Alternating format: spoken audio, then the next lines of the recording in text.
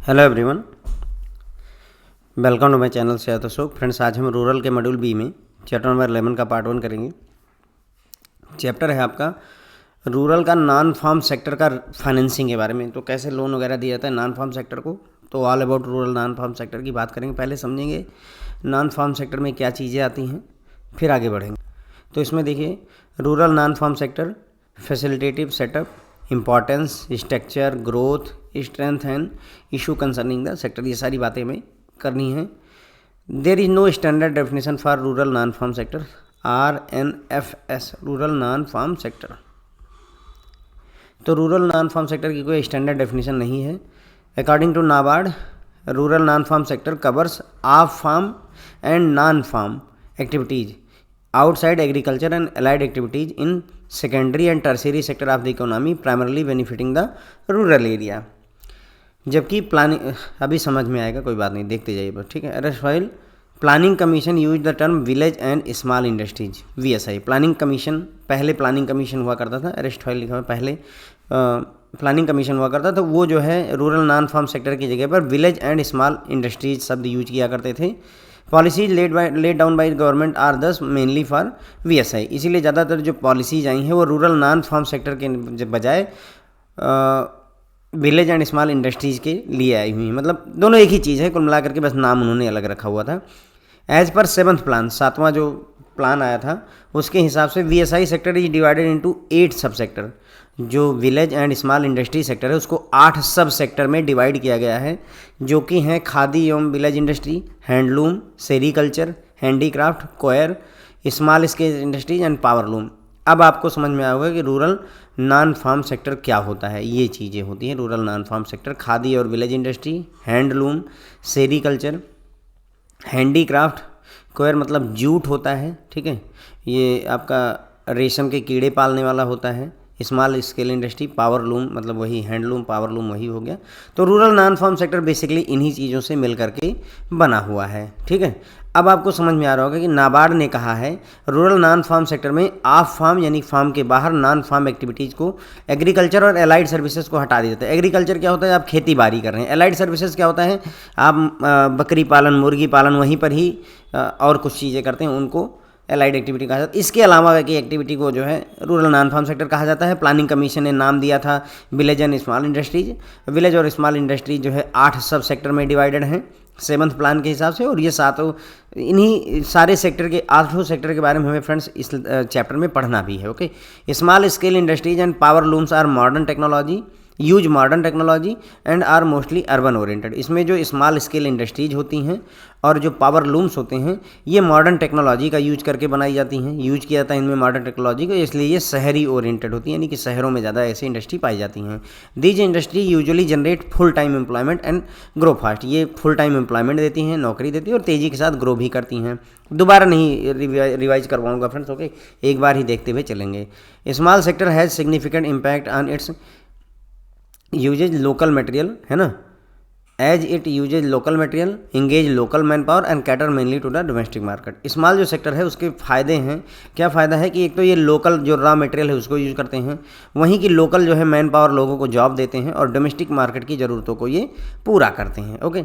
अब बात करते हैं government emphasises on promotion of village and small industries. VSI के प्रमोशन पर बहुत ज़्यादा जोर देती है गवर्नमेंट, ताकि कौन सा क्या क्या ऑब्जेक्टिव अचीव करना चाहती है, इससे कौन कौन से उद्देश्य पूरे हो जाएं। अगर village and small industry grow करेंगी तो उससे फ़ायदा होगा।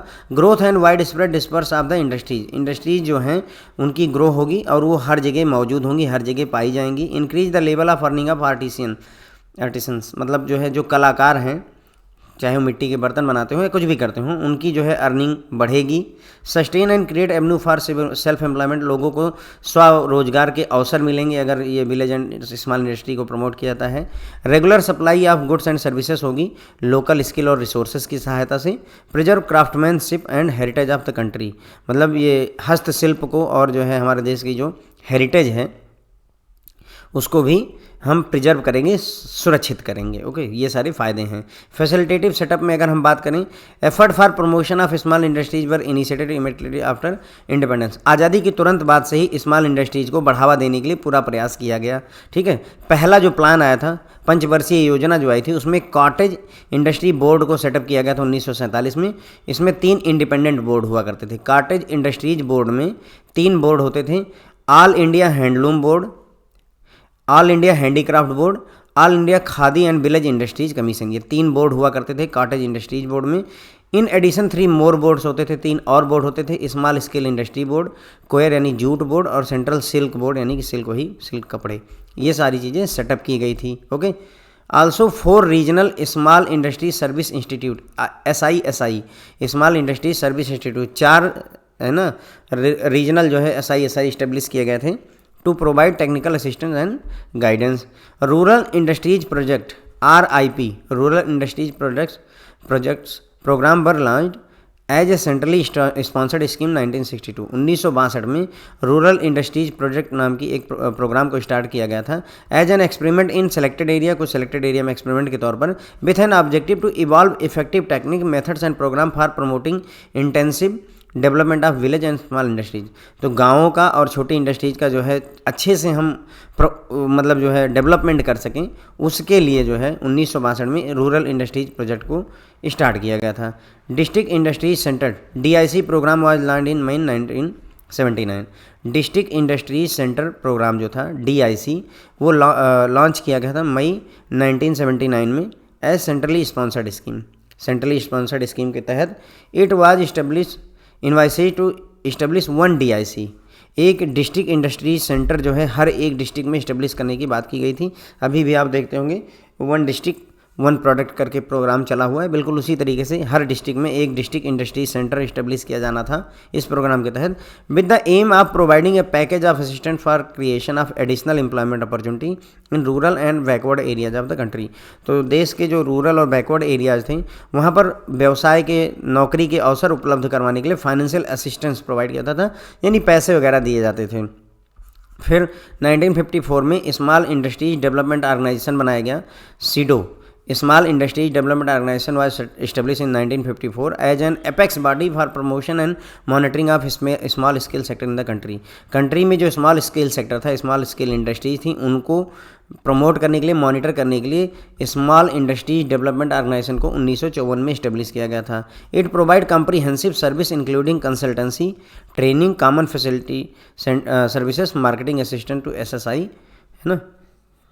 स्मॉल सेक्टर इंडस्ट्रीज सेक्टर को ये जो है क्या करता है, कंसल्टेंसी, सलाह देते हैं, ट्रेनिंग प्रोवाइड करते हैं, फैसिलिटी सर्विसेज देते हैं, मार्केटिंग में सहायता करते हैं। ये सारे काम SIDO द्वारा किए जाते हैं। SIDO का मतलब हुआ ये आपका small industries development organisation. SIDO plays an important role in imparting entrepreneurial development training programme. तो SIDO क्या करता है, इंपॉर्टेंट रोल प्ले करता है आपका एंटरप्रेन्योरियल डेवलपमेंट ट्रेनिंग प्रोग्राम को लागू करने में। ठीक है, फिर आया SIDO ने 1983 में एक जो है इंस्टीट्यूट इस्टेब्लिश किया, national institute for entrepreneurial and small business development, NIES BUD। ठीक है, national institute for entrepreneurial and small business development, इसे SIDO द्वारा 1983 में इस्टेब्लिश किया गया for conducting and coordinating entrepreneurial development programme organised by various institute in the country. Different institute द्वारा जो है एंटरप्रेन्योरियल डेवलपमेंट प्रोग्राम चलाए जाते हैं, उसको कंडक्ट करने और कोऑर्डिनेट करने के लिए इस इंस्टीट्यूट को इस्टेब्लिश किया गया था। अब आगे बात करेंगे importance of rural non farm sector की, लेकिन अब ये एक बार और देख ही लिया जाए वरना जो है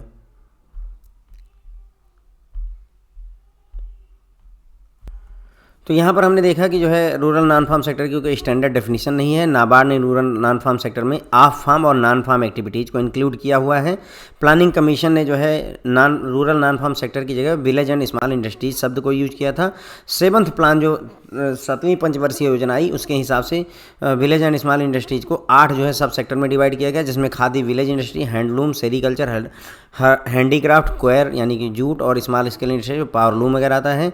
स्मॉल स्केल इंडस्ट्री और पावरलूम मॉडर्न टेक्नोलॉजी का यूज करते हैं, इसलिए ये अर्बन ओरिएंटेड होते हैं, रूरल ओरिएंटेड नहीं होते हैं। इसमें फुल एम्प्लॉयमेंट मिलता है और तेज़ी से ये ग्रो करते हैं। स्मॉल सेक्टर की, स्मॉल इंडस्ट्रीज की यही फ़ायदा है कि ये लोकल का मटेरियल यूज करते हैं, लोकल का मैन पावर यूज करते हैं और डोमेस्टिक ज़रूरतों को पूरा करते हैं। गवर्नमेंट ऑफ इंडिया ने विलेज एंड स्मॉल इंडस्ट्री के प्रमोशन पर बहुत ज़्यादा जोर दिया हुआ। उसका उद्देश्य ये है कि ताकि जो है इंडस्ट्री हर जगह पाई जाए, इनकी ग्रोथ भी हो, जो आपके कलाकार लोग हैं, है ना, आर्टिसियन हैं, इनकी जो है इनकम बढ़े, ठीक है, सेल्फ एम्प्लॉयमेंट के अवसर पैदा हों अपने आप में, गुड्स और सर्विसेज की ज़रूरतों को पूरा किया जा सके, जो क्राफ्ट में हस्तशिल्प वगैरह है उसको, और हमारे देश की जो धरोहर है, हेरिटेज है, उसको भी प्रिजर्व किया जा सके। फैसिलिटेटिव सेटअप में बात की जाए तो स्मॉल इंडस्ट्रीज को बढ़ावा देने के लिए आज़ादी के तुरंत बाद से ही काम शुरू कर दिया गया था। पहली पंचवर्षीय योजना में कॉटेज इंडस्ट्री बोर्ड को सेटअप किया गया 1947 में। इसमें 3 इंडिपेंडेंट बोर्ड थे। पहला ऑल इंडिया हैंडलूम बोर्ड, दूसरा ऑल इंडिया हैंडीक्राफ्ट बोर्ड, तीसरा ऑल इंडिया खादी एवं विलेज इंडस्ट्रीज कमीशन था। उसके अलावा 3 और बोर्ड थे, small scale industries board, queer board और सेंट्रल सिल्क बोर्ड। ये सारी चीज़ें सेटअप की गई थी। उसके अलावा भी कई सारे काम किए गए, जैसे स्मॉल इंडस्ट्रीज सर्विस इंस्टीट्यूट को इस्टेब्लिश किया गया, 4 रीजनल SI को इस्टेब्लिश किया गया ताकि ये टेक्निकल असिस्टेंस और गाइडेंस प्रोवाइड करें। 1962 में रूरल इंडस्ट्रीज प्रोग्राम को लॉन्च किया गया, केंद्र सरकार द्वारा इसको किया गया था, ताकि गाँव और जो है स्मॉल इंडस्ट्रीज़ का इंटेंसिव तरीके से हम जो है डेवलपमेंट कर सकें। डिस्ट्रिक्ट इंडस्ट्रीज डेवलपमेंट प्रोग्राम जो था वो लॉन्च किया गया 1979 में, ठीक है। डिस्ट्रिक्ट इंडस्ट्री सेंटर प्रोग्राम, इसके तहत हर एक डिस्ट्रिक्ट में एक DIC यानी डिस्ट्रिक्ट इंडस्ट्री सेंटर इस्टेब्लिश किया जाएगा, ताकि जो है उनको फाइनेंशियल सपोर्ट दे करके हम रूरल और बैकवर्ड एरियाज़ को जो है एम्प्लॉयमेंट की अपॉर्चुनिटी और उनके जो है डेवलपमेंट में मदद कर सकें। 1954 में एक एपेक्स बॉडी बनाई गई, सबसे बड़ी इंडस्ट्री मतलब जो है रेगुलेटर को लाया गया, जिसे कहा गया small industry development organisation, SIDO को बनाया गया, ताकि ये स्मॉल स्केल इंडस्ट्री को प्रमोट कर सकें, मॉनिटर कर सकें, ठीक है। ये कंसल्टेंसी की सर्विसेज, ट्रेनिंग वगैरह देना, मार्केटिंग में असिस्टेंस देना, ये सारे काम करते थे। सीडो इंपॉर्टेंट रोल प्ले करता है एंटरप्रेन्योरशिप डेवलपमेंट में। फिर सीडो ने 1983 में एक इंस्टीट्यूट इस्टेब्लिश किया, national institute for entrepreneurial and small business development. National institute for entrepreneurial and small business development एक इंस्टीट्यूट इस्टेब्लिश किया, जिसका काम था एंटरप्रेन्योरशिप की जो है ट्रेनिंग प्रोवाइड करना, डिफरेंट इंस्टीट्यूशन के साथ में जो है कोऑर्डिनेट करके। फिर आता है रूरल नॉन फार्म सेक्टर के इंपॉर्टेंस की अगर हम बात करें कि क्यों ये इंपॉर्टेंट होता है। Employment growth in the farm sector has been in consonance with the employment growth in general. तो फार्म सेक्टर में जो एम्प्लॉयमेंट की ग्रोथ थी वो कहीं ना कहीं जो जनरल ग्रोथ थी उसी के साथ में सिंक्रोनाइज थी। A planned strategy of rural non farm development में prevent many rural people from migrating to urban industrial और कमर्शियल सेंटर। अगर हम रूरल नॉन फार्म सेक्टर का अच्छे से डेवलप कर पाएँ तो गांव के काफ़ी सारे लोग ऐसे होंगे जो अर्बन एरिया में माइग्रेट नहीं करेंगे, वो वहां पर नहीं जाना पसंद करेंगे पैसे कमाने के लिए। Rural industries are generally less capital intensive and more labour observing. जो ग्रामीण इंडस्ट्रीज होती हैं उनकी एक खासियत होती है, पैसे कम लगेंगे लेकिन मजदूर ज़्यादा लगते हैं। आप खेती करते हैं, खेती में इन्वेस्टमेंट कम लगेगा एक हिसाब से, लेकिन आपको लेबर बहुत चाहिए होता है, वर्कफोर्स बहुत ज़्यादा चाहिए होती है। रूरल इंडस्ट्रियलाइजेशन है significant spin off for agriculture development and as well. Rural industrialisation का एक फ़ायदा ये है कि ये एग्रीकल्चर के डेवलपमेंट में भी फ़ायदा करता है, ठीक है। Structure and growth of rural non farm sector की अगर हम बात करें कि स्ट्रक्चर कैसा होगा और ग्रोथ का क्या सीन रहेगा, तो rural non farm sector in India is too diverse and geographic dispersal of economic activity. तो हमारे रूरल नॉन फार्म सेक्टर जो है बहुत डाइवर्स है और ये जियोग्राफिकली हर जगह फैला हुआ है। Further it does not consist of homogeneous set of activities in terms of income and productivity level. तो एक जैसी एक्टिविटीज इसमें नहीं होती हैं, प्रोडक्टिविटी किसी की अलग होगी, इनकम किसी की अलग होगी, ओके। तो रूरल नॉन फार्म सेक्टर को 3 जो है मेजर सब सेक्टर में हम डिवाइड कर सकते हैं। फर्स्ट सब सेक्टर में consist of enterprises that are run or more or less stable basis with the target on surplus generation and growth employing labour with certain degree of technical sophistication. पहला जो rural non farm sector में पहला सब sector है, उसमें ऐसी enterprises आती हैं जो स्टेबल बेसिस यानी कि साल के 12 महीने चलती रहती हैं। इनका उद्देश्य होता है कि हम जो है कुछ ना कुछ एडिशनल पैसा जनरेट करें, ग्रोथ कर पाएँ, ठीक है। और जो इसमें लेबर लगते हैं, जो वर्कर लगते हैं, उनके पास भी कुछ ना कुछ टेक्निकल नॉलेज होनी चाहिए। सेकंड सब सेक्टर में consist of products are activities which are often seasonal, ठीक है, run solely with the help of unpaid family labour using primitive technology and catering mostly of the local market. तो second जो sub sector है वो जो है seasonal होता है, मतलब कहने का इसमें जो इंडस्ट्री चलती है वो सीजन में होती है। जब ठंडी आएगी तो स्वेटर बनाना शुरू करेंगे, उसके पहले नहीं करते हैं। और ये काम जो है ज़्यादातर फैमिली मेम्बर्स के जो लोग होते हैं, फैमिली के लोग होते हैं, उनको पेमेंट नहीं करनी होती, उनसे करवाया जाता है, ठीक है। ये लोकल मार्केट की ज़रूरतों को पूरा करता है। दीज टू सब sector can be differentiated in terms of capital use rather than product categories. अगर हम इन दोनों सब सेक्टर में डिफ्रेंशिएट करना चाहें, फर्स्ट सब सेक्टर और दूसरे में, तो वो डिपेंड करता है किस पर, कि कैपिटल कितना, पूंजी कितनी लग रही है। प्रोडक्ट क्या बनाते हैं उससे नहीं, बल्कि पूंजी कितनी लगेगी उसके आधार पर हम कैटेगराइज कर सकते हैं। थर्ड सब सेक्टर जो है consist of paid worker categorised by low earning and disintegrated market with respect to the labour supply. जो तीसरी सब सेक्टर है वो कंसिस्ट करती है पेड वर्कर्स, उसमें पेड वर्कर्स होते हैं जिनकी अर्निंग तो लो होती है, ठीक है, और लेबर सप्लाई के हिसाब से ये डिसइंटीग्रेटेड होता है, मतलब इसमें लेबर सप्लाई जो है उतनी अवेलेबल नहीं होती है। The level and growth in urbanisation is expected to have a positive impact on level of non farm employment in rural areas. तो अर्बनाइजेशन में जो ग्रोथ हो रही है उससे ये उम्मीद की जाती है कि जो नॉन फार्म एम्प्लॉयमेंट है उसमें भी पॉजिटिव इम्पैक्ट आएगा ही आएगा। मतलब होता क्या है कि अगर व्यक्ति शहर में अगर 700 रुपये कमा पा रहा है तो आप यहाँ पर 400 रुपये दोगे तो हो सकता है वो ना माने। यही बात करें कि अर्बनाइजेशन का कहीं ना कहीं असर रूरल नॉन फार्म एम्प्लॉयमेंट पर भी पड़ेगा। In many areas agriculture alone can not provide sufficient livelihood opportunities, migration is not an option for everyone. ये बोल रहे हैं कि एग्रीकल्चर से ही हम अपनी जीविका जो है नहीं चला सकते हैं, सभी लोग अपनी जीविका एग्रीकल्चर मात्र से ही नहीं चला सकते, और सभी के सभी माइग्रेट भी नहीं कर सकते, सब के सब शहर चले जाएं।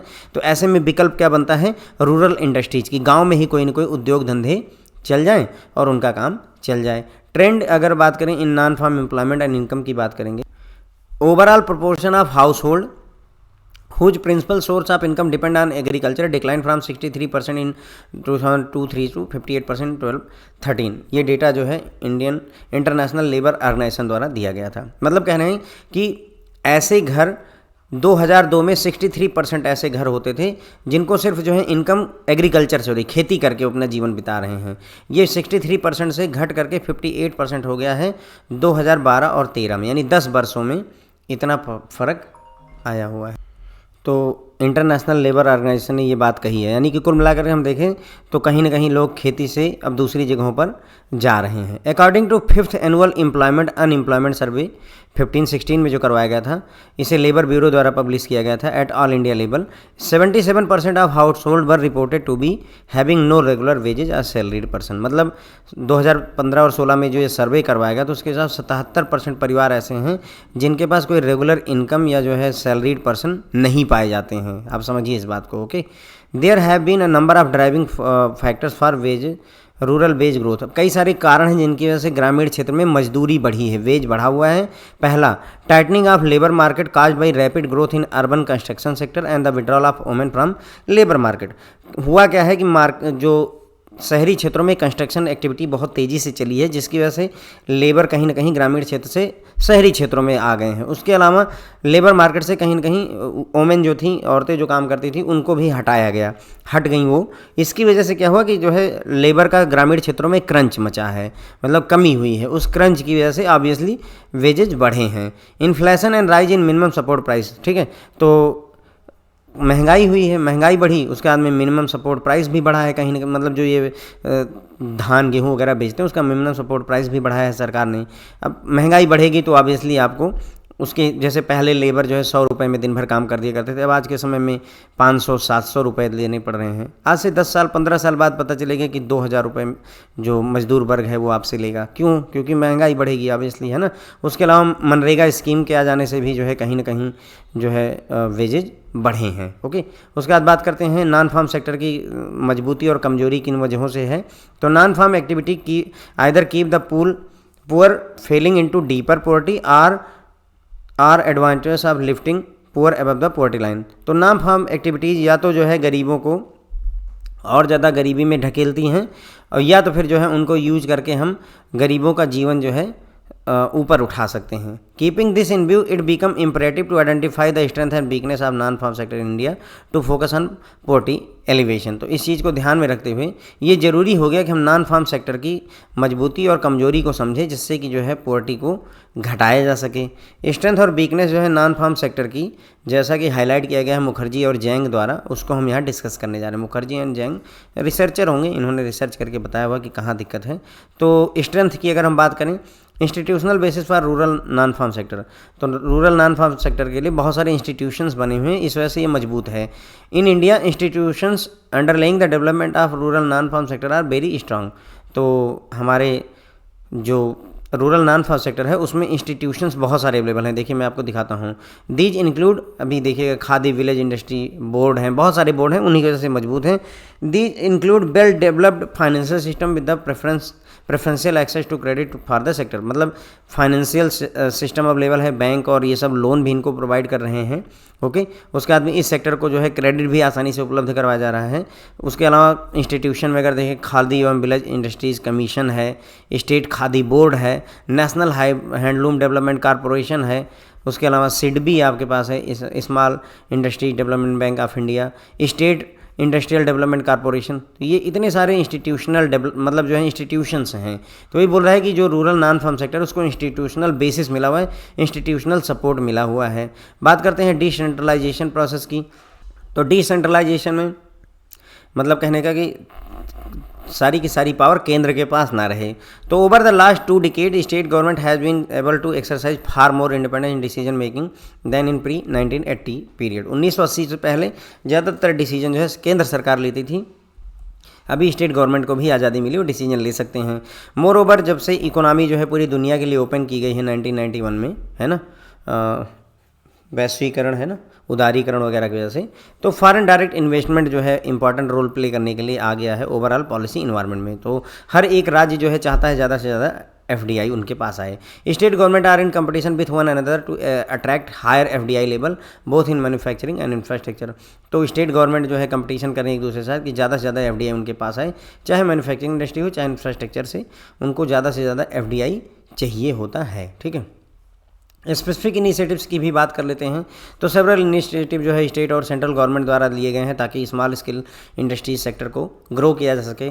ईज ऑफ डूइंग बिजनेस के तहत जो है मिनिस्ट्री ने नोटिफाई किया है, मिनिस्ट्री ऑफ MSME ने उद्योग आधार मेमोरेंडम UAM लॉन्च किया है 2015 में, जिसमें क्या है कि जो भी एंटरप्रेन्योर है वो अपने आप को रजिस्टर कर सकता है by filing online simple 1 page form. एक जो है ऑनलाइन सिंपल सा फॉर्म भरिए। आपकी अगर कोई मान लीजिए आपने कोई फर्म ओपन की है तो सिर्फ एक ऑनलाइन फॉर्म 1 पेज का भरिए, ठीक है, वो भी सेल्फ सर्टिफिकेशन बेसिस, किसी से कोई सर्टिफिकेट नहीं लाना है, खुद ही वेरीफाई कर दीजिए कि मैं जो डाटा दे रहा हूँ सही है। और उसकी वजह से क्या होगा कि आपको एक उद्योग आधार मेमोरेंडम असाइन मतलब मिल जाएगा, आप MSME की कैटेगरी में कहीं ना कहीं आ जाएंगे। तो उससे क्या होगा कि आप गवर्नमेंट स्कीम्स को इजीली एक्सेस कर पाएंगे। कोई फीस देने की ज़रूरत नहीं है, कोई सपोर्टिंग डॉक्यूमेंट देने की ज़रूरत नहीं है। जब आप UAM को रजिस्टर करते हैं कोई भी सपोर्टिंग डॉक्यूमेंट आपसे नहीं मांगा जाता है। तो मतलब ईज ऑफ डूइंग एक तरीके से कहीं ना कहीं बहुत आसान हो गया।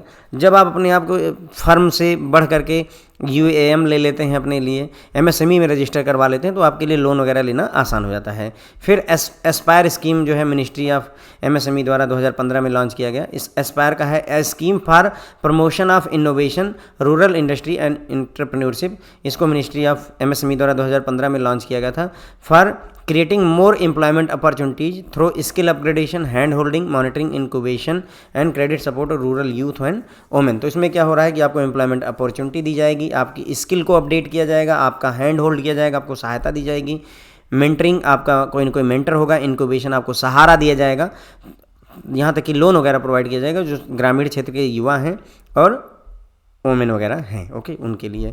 फिर आती है बात कि कौन कौन से फैक्टर हैं जो इसकी वीकनेस की जो है वीकनेस के लिए जिम्मेदार हैं नॉन फार्म सेक्टर के। तो इंफ्रास्ट्रक्चर की कमी है, लैक ऑफ इंफ्रास्ट्रक्चर, बिजली गांव में आती नहीं है, सड़कें बदहाल हैं, है ना, प्रॉब्लम यही रहती है। उसके अलावा भी बहुत सारी चीज़ें हैं, चोरी चकारी भी होती रहती है, रात में देर रात आप निकल नहीं सकते हैं, लूटने का खतरा रहता है। तो these are the kind of things. Lack of infrastructure है। तो most significant bottleneck in generating high level of rural non farm activity in India is quality, quantity and reliability of infrastructure. तो इंफ्रास्ट्रक्चर की quality में भी, quantity में भी और reliability में प्रॉब्लम है। इसी वजह से ये कहीं ना कहीं प्रॉब्लम क्रिएट कर जाता है। For example, world bank investment climate survey for India, world bank ने इन्वेस्टमेंट क्लाइमेट सर्वे करवाया था, उनके हिसाब से बताते हैं इंडिकेट दैट पावर आउटेज यानी कि बिजली का कट जाना one of the most serious obstacle in the development of non farm sector है ना। बिजली पता चलती है 12 घंटे आती ही नहीं है। शहरों में आप रहते हैं नहीं पता चलता है, पर जो ग्रामीण क्षेत्रों में जब आप जाते होंगे, आप ही लोग जब आप गाँव में अपने नेटिव प्लेसेस पर जाते होंगे तो वहाँ पता चल रहा है कि नेटवर्क नहीं आ रहा है, आपके सिम में नेटवर्क नहीं। जो यहाँ पर आप 5G का एंजॉय कर रहे हैं वो वहाँ 2G भी ठीक से नहीं चलता, पेड़ों पर चढ़ना पड़ता है, ठीक है। लाइट नहीं आती है, मोबाइल चार्ज करने के लिए प्रॉब्लम रहती है। Although corrective steps are now being taken, improving infrastructure remain the most important priority of the for the future. Corrective steps लिए जा रहे हैं, लेकिन फिर भी इंफ्रास्ट्रक्चर को जो है इम्प्रूव करना कहीं ना कहीं जो है इंपॉर्टेंट प्रायोरिटी के तौर पर है हमारी, ठीक है। Absence of quality of man power, man power की क्वालिटी भी कहीं ना कहीं एब्सेंस है हमारे पास। देखिए क्या है, high level of illiteracy in rural India have hampered the growth of rural non farm sector. मतलब अशिक्षित लोग बहुत ज़्यादा हैं ग्रामीण क्षेत्र में। अब वहाँ पर मैन पावर की कमी है, शहरों में नहीं। शहरों में सब पढ़े लिखे हैं ज़्यादातर, या जो गांव में पढ़े लिखे वो शहर भाग आए हैं, लेकिन गाँवों में कहीं ना कहीं अशिक्षा जो है बहुत ज़्यादा रूरल नॉन फार्म सेक्टर को प्रभावित कर रही है। Apart from having positive correlation with the wages, a minimum basic standard of education necessary to apply for credit, to be aware of one's right, responsibility and to deal with the instance of corruption and malpractices। भाई देखो, आपकी wages से तो जुड़ा ही है। अगर आपको शिक्षा होगी, जितना अच्छा एजुकेशन होगा उतनी ज़्यादा आप सैलरी पाएंगे, लेकिन उसके अलावा मिनिमम आपको एजुकेशन इतनी होनी चाहिए कि कम से कम आप लोन के लिए अप्लाई कर सको, अपने अधिकारों की, अपनी जिम्मेदारी के बारे में जान सको। साथ ही साथ में अगर आपके पास में कोई करप्शन कर रहा है, कोई गलत प्रैक्टिस कर रहा है, आपसे घूस मांग रहा है, तो उसको भी कम से कम आप विरोध कर सकते हो, तभी जब आप एजुकेटेड हैं। अनपढ़ व्यक्ति तो हाथ ही जोड़ेगा, okay. Often lack of education is intrinsic to poverty, शिक्षा की कमी गरीबी की तरफ ढकेलती है कहीं ना कहीं, which seems to have been the case in India until recently। अभी जल्दी तक अगर हम बात करें तो इंडिया में गरीबी जो है कहीं ना कहीं मतलब जो है एजुकेशन से जुड़ी। देखिए, व्यक्ति एजुकेटेड होगा तो पहली बात तो फैमिली प्लानिंग करेगा, सीधी सी बात है भाई। देखो, अनएजुकेटेड व्यक्तियों के 5 बच्चे, 6 बच्चे, 4 बच्चे ऐसी स्थिति है, लेकिन जहाँ अभी आप अगर देखें एजुकेटेड लोग जो आ रहे हैं, कहीं ना कहीं उन्होंने अपने आप को 2 बच्चों तक सीमित करने का प्रयास किया है, खुद सेल्फ अवेयरनेस है। गवर्नमेंट के कहने की बात अलग है, सेल्फ अवेयरनेस है। ये किसकी वजह से हुआ? एजुकेशन की वजह से हुआ है। तो एजुकेशन, अब 5-5, 6-6 बच्चे अगर आपको हो गए हैं भाई, तो उनका पालन पोषण, भरण पोषण, उसमें खर्चा लगेगा। ऑब्वियसली आपने अपने आप को गरीबी की तरफ ढकेल ही लिया है। अब सोचिए 6 में से अगर 5 बेटियां हैं जिसको, उसकी शादी करने के लिए आज के समय में कितना भी आप कम खर्चा करिए तो 6 लाख, 8 लाख, 10 लाख खर्चा हो जाना चाहिए, मिनिमम बता रहा हूँ मैं आपको, है ना। तो ये सब चीज़ें क्या हैं, कहीं ना कहीं पॉवर्टी की तरफ ही आपको ढकेलती हैं। तो शिक्षा पॉवर्टी की तरफ ले जाती है। तो ये सारी चीज़ें हैं जो प्रॉब्लम क्रिएट कर रही हैं नॉन फार्म सेक्टर के ग्रोथ में। कुछ चीज़ें मैंने रिवाइज करवाई हैं, कुछ वैसे ही एक बार ही पढ़ा दिया है, लेकिन काम चल जाएगा आपका। Okay friends, thank you so much.